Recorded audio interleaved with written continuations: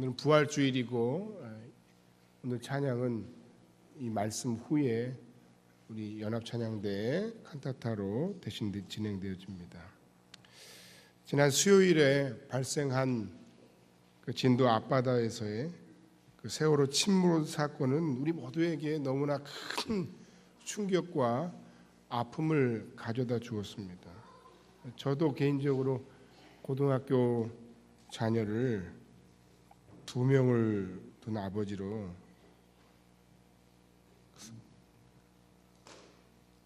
그들이 겪는 그 고통을 마치 우리 아이들이 겪는 고통 같아서 너무 힘든 일주일을 보냈습니다. 모두가 다 같은 마음일 겁니다. 마지막까지 단 한 명이라도 주의 긍휼하심 속에 살아 돌아왔으면 하는 생각이 참 많습니다. 하지만 이 모든 광경을 보면서 누가 잘했네 잘못한 일을 막 따지고 누구를 집중 조명해서 언론이 자꾸 부각해서, 물론 책임자는 있고 잘못한 사람은 분명히 있습니다만 초기 대응을 좀 더 잘했더라면 하는 그런 생각이 참 많이 있습니다만, 이 모든 모습 속에서 우리는 인간의 연약함을 먼저, 인간의 죄성이 가득한 연약한 모습을 먼저 우리는 볼 수 있어야 됩니다. 왜 그냥 그 자리에 그대로 있으라고 그랬는지 그것도 원망스럽고, 그래놓고 배를 책임진 사람들은, 물론 승무원들은 안 그랬다 하지만 자기가 살기 위해서 안내방송도 제대로 하지 않고 도망쳐 나왔다 하는 그 모습을 보면서 분통 터지고 가슴 아프기 그지없습니다. 그게 인간의 죄가 가득한 우리의 모습이고, 또 대통령까지 나서가지고 수많은 비행기 함정 다 외국 함정까지 동원했다 하지만 너무 센 물살 앞에서 별로 그 구조가 신통치 않게 진행된 그런 모습들을 보면서 또 여기서도 또 다시 한번 인간의 연약함, 인간의 한계를 봅니다. 중국 어떤 언론에서는 사고 수습 능력이 현재 한국 사회의 현대화의 능력의 시금석이다 이렇게 이야기를 했다고 하는데, 참 아무튼 속상한 일입니다. 사랑하는 여러분, 마지막까지 우리 그리스도인들이 해야 할 일 가운데 하나는, 그러나 소망을 잃지 않고 한 생명이라도 주님 안에 살아 돌아올 수 있도록, 그리고 이 모든 사고가 잘 수습될 수 있도록, 그리고 이 모든 연약함과 이 모든 아픔 속에서 인간의 연약함을 바라보고 우리의 죄악의 모습을 바라보면서 살아계신 하나님, 능력의 주님을 이 민족이 온전히 다, 한국교회가 온전히 다시 한번 깨어서 더 이상 싸우고 분열하는 것이 아니라 하나님을 바라봄으로 회복되는 놀라운 회복의 시간들이 될 수 있기를 주님의 이름으로 간절히 바랍니다. 성경에도 보면 가장 사랑하는 예수님을 위해서 목숨까지라도 나는 버리겠다라고 얘기했던 베드로가 예수께서 십자가 지시기 위해 잡히시자 그 총의 무리에 숨어 들어가서 예수를 저주하며 부인하는 모습을 보이고 있지 않습니까? 신앙생활 수십 년 한 우리 역시 마찬가지예요. 여러분 안에는 다른 사람은 모르는, 내 안에는 다른 사람은 모르는, 나만 아는, 남들에게 절대로 밝힐 수 없는 그런 과거와 혹은 현재의 마음속 깊숙한 곳에 은밀한 죄를 우리가 가지고 살아가고 있지 않습니까? 예수께서는 바로 그와 같은 탐욕스러운 죄악과 그 형벌로 인해서 죽을 수밖에 없는 우리를 대신해서 십자가에서 죽으셨던 것입니다. 죄 없으셨던 하나님의 독생자가 친히 죄에 있는 인간의 모습이 되셔서 우리를 대신해서 죽으셨던 것입니다. 그것이 우리를 용서하시고 그 형벌에서 우리를 구원하시는 하나님의 유일한 방법이었던 거예요. 구약시대에 광야에서 이스라엘 백성들이 불순종하고 하나님을 원망하다가 하나님의 진노에 의해서 불뱀에 물려서 다 죽게 되었을 때 그들을 살린 것이 무엇이었습니까? 모세의 기도대로 하나님께서 응답하셨는데 장대에다가 높이 높뱀을 달아라. 그리고 그것을 보는 자마다 살아나리라. 그 뱀을 바라보기만 하면 살아난다는 거예요. 여러분, 이게 믿어지고 이해가 되십니까? 불뱀에 물려서 내가 지금 죽게 생겼는데 장대에 높이 달린 높뱀을 바라보면 너희들이 살 거라는 거예요. 그런데 정말로 그들이 살아났어요. 이게 뭘 말하는 것입니까? 그 노수로 만든 뱀과 죽어가는 자의 치유와는 아무런 상관이 없어 보입니다. 그러나 실제로 그들은 살아났습니다. 왜냐하면 하나님이 그렇게 정하셨기 때문입니다. 하나님께서 그들을 용서하시고 그들을 살리시는 방법이 바로 장대에 높이 달린 높뱀을 바라보는 것이었어요. 그 하나님이 정하신 방법대로 그들이 순종하였더니 그들이 살아난 거예요. 그것이 바로 은혜입니다. 기독교의 은혜입니다. 구원은 하나님의 은혜입니다. 용서는 내 생각대로 하는 것이 아니라 우리를 용서하는 자의 몫입니다. 우리가 하나님 앞에 범죄하였다면 하나님께서 우리를 용서하시는 대로 그대로 그 방법대로 따라갈 수밖에 없는 겁니다. 예수 그리스도는 흠 없으신 하나님의 아들로 흠 있는 인간의 몸을 입고 인간의 대표로 속죄의 어린 양이 되셨습니다. 하나님은 십자가에서 죽으신 그 아들을 보고 믿는 자마다 용서하시기로 하신 것입니다. 그래서 보잘것없고 흉측한 죄인인 우리를 위해서 예수 그리스도께서 십자가를 대신 지신 겁니다. 나의 죄, 인간의 씻을 수 없는 수많은 죄를 인해 예수께서 하나님의 어린 양으로 대신 십자가를 지신 것입니다. 할렐루야.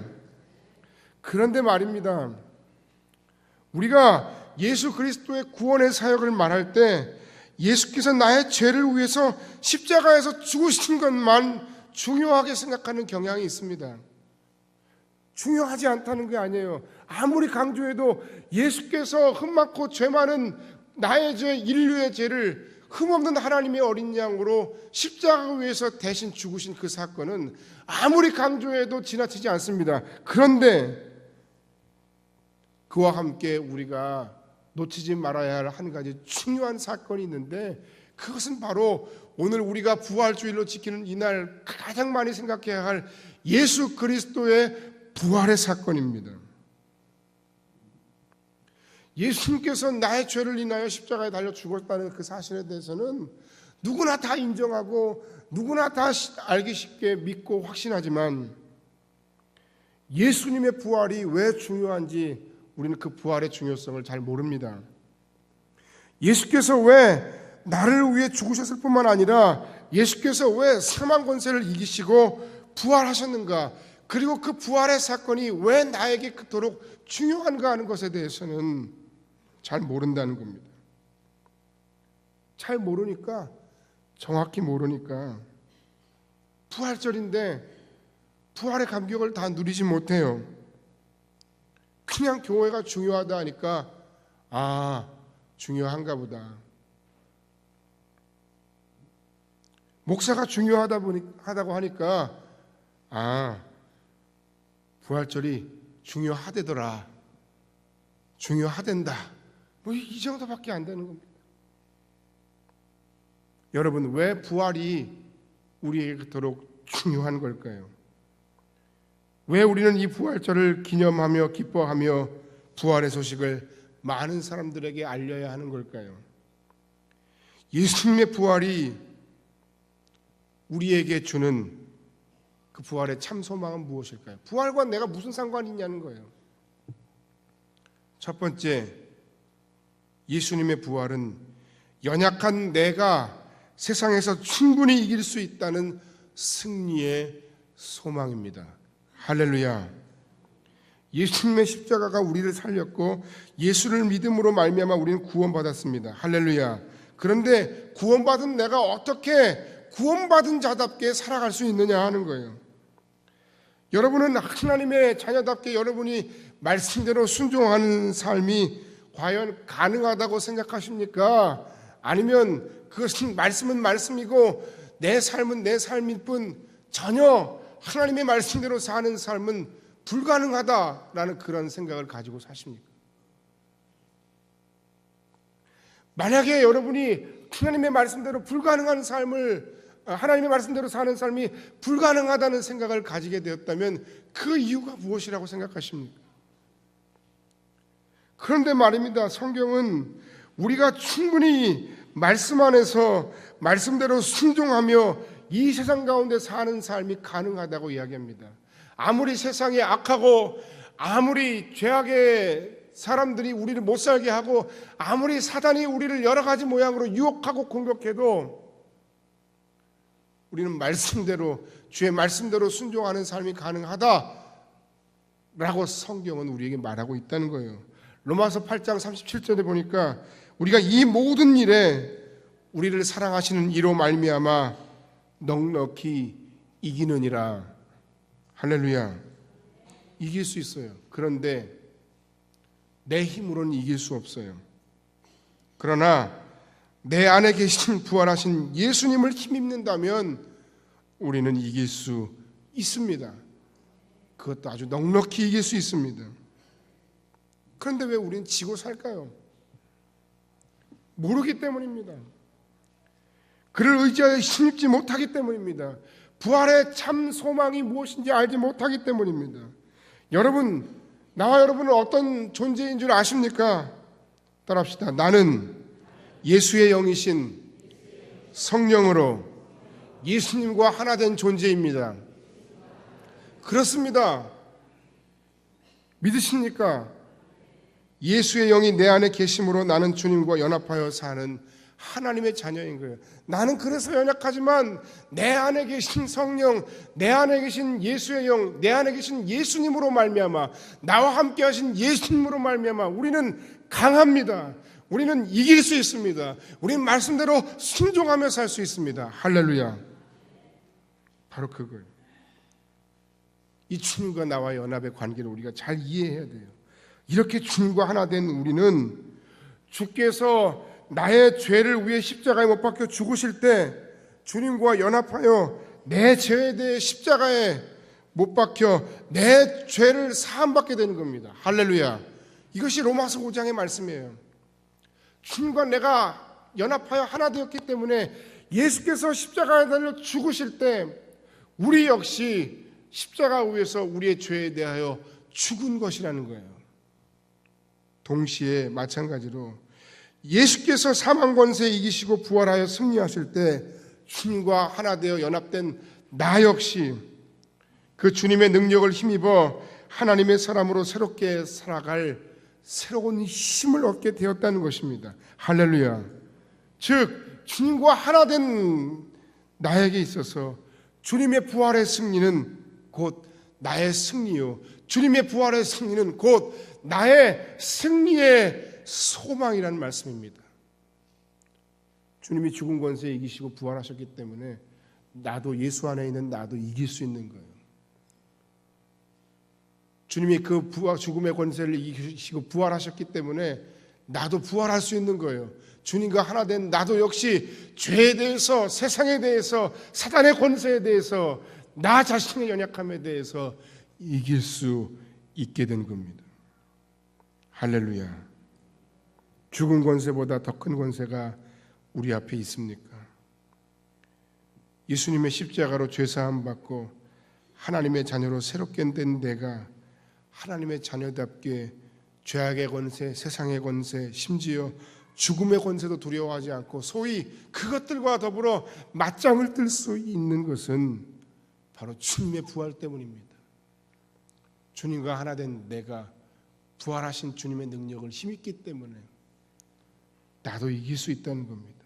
할렐루야. 그렇기 때문에 예수께서 우리를 위해 죽으심으로 우리의 죄를 사해 주셨는데,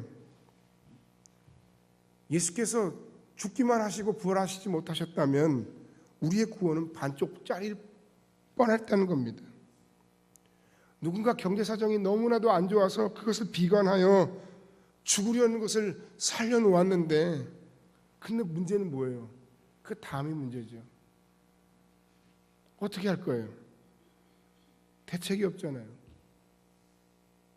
대책이 없잖아요. 그러나 예수님의 구원 사역은 다르다는 거예요. 우리의 죄를 사하셨을 뿐만 아니라 우리로 하여금 능히 이길 수 있는 승리의 힘까지도 허락해 주셨는데, 그것이 바로 예수의 부활이라는 거예요. 세상 표현으로 물에 빠진 사람을 건져줬을 뿐만 아니라 보따리에다가 더 힘있게 잘 살아갈 수 있는 승리의 소망까지 주신 거예요. 그것이 바로 예수님의 부활이에요.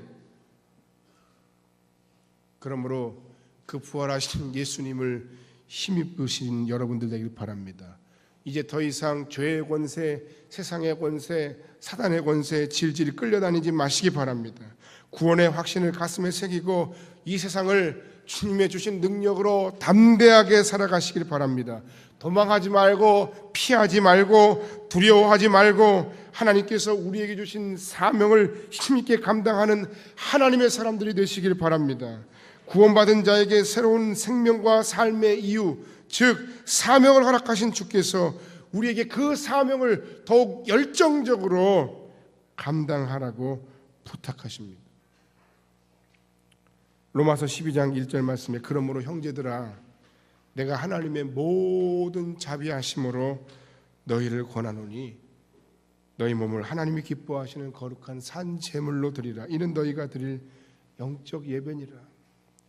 이 거룩한 제물이에요. 살아난 제물이에요. 하나님이 기뻐하시는 하나님의 소원을 따라 살아가야 할 소망이 있습니다. 로마서 12장 11절에도 부지런하여 게으르지 말고 열심을 품고 주를 섬기라. 부활하신 주님을 힘입어 우리에게 맡겨주신 사명과 우리에게 주어진 모든 환경을 열정적으로 힘있게 살아가는 부활의 소망을 힘입는 저와 여러분이 다 될 수 있기를 주의 이름으로 간절히 축원합니다. 두 번째, 예수님의 부활은 미래에 우리에게 주어지고 이루어질 하나님 나라에 대한 참 소망입니다. 할렐루야. 예수님의 부활이 지금 현재 나의 삶과 어떤 관계가 있을까? 여러분이 오늘 이 아침에 예수님의 부활을 진정한 사실로 믿고 고백하신다면 당신은 장차 미래에 우리에게 허락될 하나님 나라의 진정한 일원이 되는 것입니다. 이사야 선지자를 비롯한 많은 선지자들이 하나님 나라의 미래에 대해서 여러 가지 모양으로 예언했습니다. 이사야 11장에 보면 여러분 많이 들어봤을 거예요. 어린 양 곁에 누워있는 이리를, 또 독사와 즐겁게 장난치는 아이에 대한 이야기를, 영적으로나 육적으로나 평안한 곳이 되는 그 하나님 나라에 대한 것을 우리는 선지자의 예언을 통해 많이 들었어요. 마태복음 11장에도 보면 사도 요한이 감옥에서 예수님께 묻습니다. 선생님, 당신이 정말 그분이십니까? 그러자 예수께서 이렇게 말씀하십니다. 맹인이 보며 못 걷는 사람이 걸으며 나병 환자가 깨끗함을 받으며 못 듣는 자가 들으며 죽은 자가 살아나고 가난한 자에게 복음이 전파된다 하라. 하나님의 나라는 이런 곳입니다. 이 땅에 없는 진정한 평화, 진정한 평안, 진정한 샬롬이 넘치는 곳입니다. 우리가 이 미래를 믿는다면 우리의 현재의 삶은 달라질 수밖에 없습니다. 우리가 이 세상을 저버리고 싶은 마음의 충동과 욕망이 있을지라도 장차 우리에게 주어질 영원한 하나님의 나라를 우리가 바라보기 때문에 그렇게 우리의 생명을 함부로 할 수 없는 겁니다. 우리의 사는 현재의 삶이 너무나도 힘들고 너무나도 아프고 너무나 괴로운 일이 많지만은, 그러나 하나님 우리에게 약속하신 또한 하나님 나라의 미래의 소망을 인하여 우리는 다시 한번 인내하며 다시 한번 주의 말씀에 순종하며 사는 삶을 선택하는 것입니다. 하나님의 말씀에 의하면 우리가 사는 인생은 길어야 100년이지만 하나님 품 안에서 하나님 나라에서 사는 하나님 백성의 삶은 영원한 것입니다. 이런저런 사건, 사고, 소식이 우리로 하여금 이 세상에 대한 정을 떨어뜨립니다. 아이, 이거 안전하게 아이들 키울 수 있겠어? 차라리 이민이나 가는 게 낫겠다. 여러분 그런 생각하신 분 없으세요? 여러분 앞에 있는 고난이 여러분을 너무 힘들고 여러분을 눈물겹게 만듭니까? 여러분 가족과 혹은 여러분 자신에게 있는 질병과 혹은 장애가 여러분을 속상하게 만드십니까? 여러분 자신 또는 사랑하는 이의 죽음이 왜 그토록 가슴 아프고 힘든 것일까요? 그 이유는 우리가 사는 이 세상이 오직 유일한 전부라고 우리가 생각하기 때문은 아닙니까?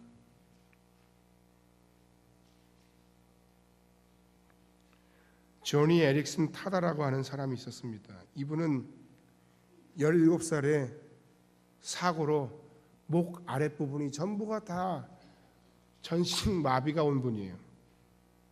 그러니까 목 위로만, 나머지는 아무것도 할 수 없어요.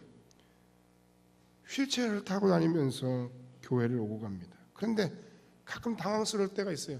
집회를 하면 그 당시에 목사님들이 집회하면서 항상 그렇게 얘기하는 겁니다.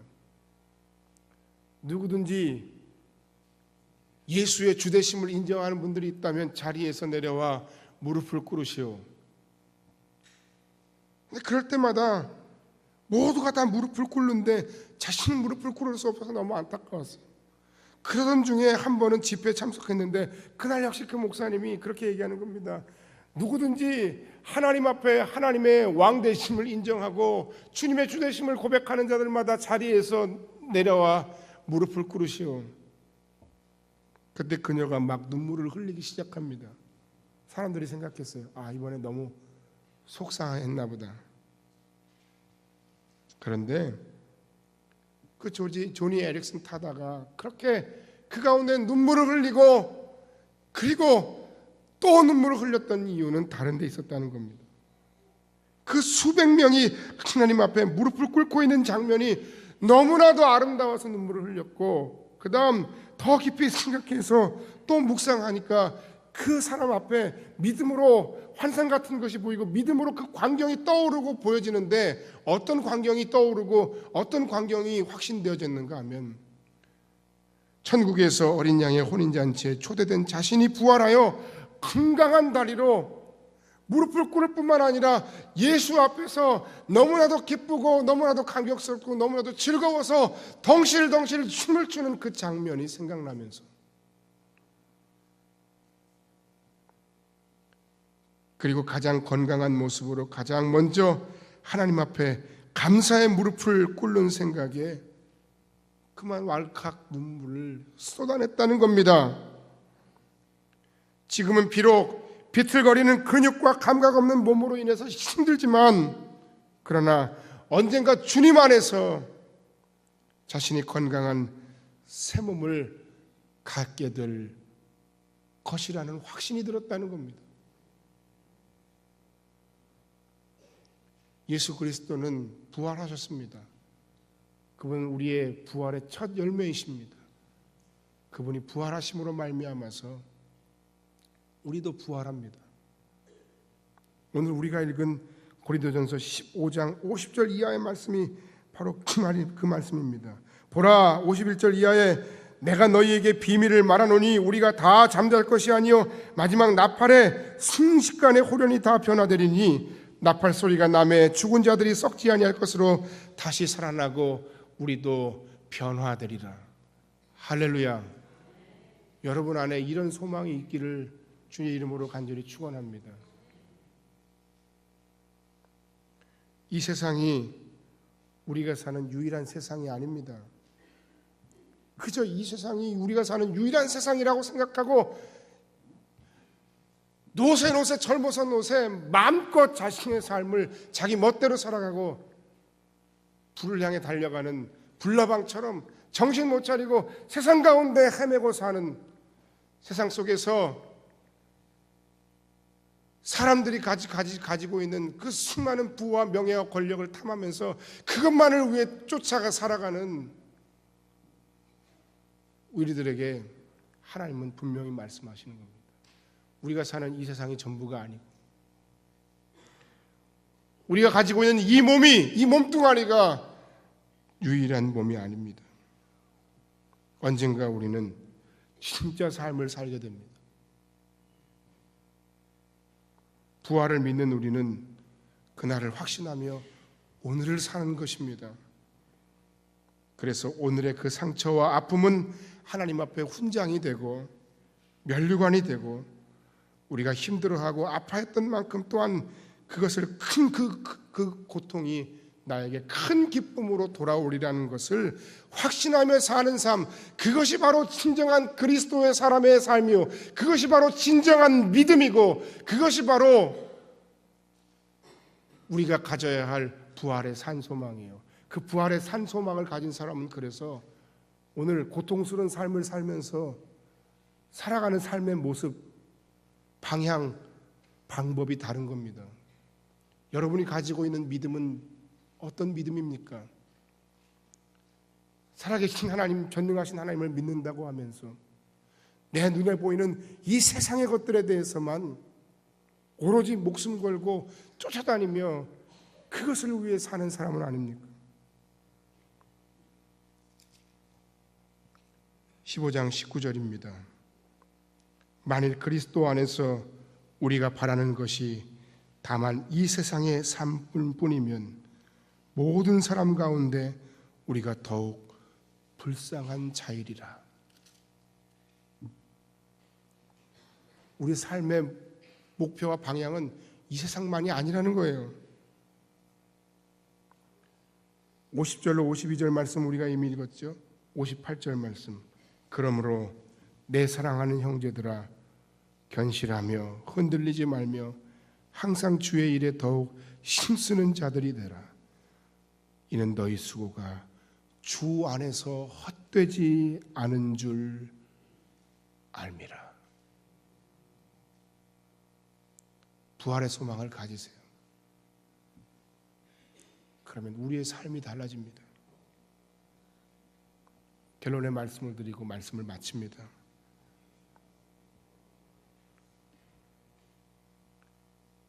(2014년) 사회적으로, 환경적으로 혹은 여러분 개인의 삶적으로 어수선한 분위기가 있을 수 있습니다. 그 가운데 우리는 진정히 부활의 진정한 능력을 확인하고 부활의 소망 안에서 내가 그 부활의 참된 소망과 능력을 다 누리며 사는 복된 여러분의 삶이 되시기를 주의 이름으로 간절히 축원합니다. 어떤 상황 속에서도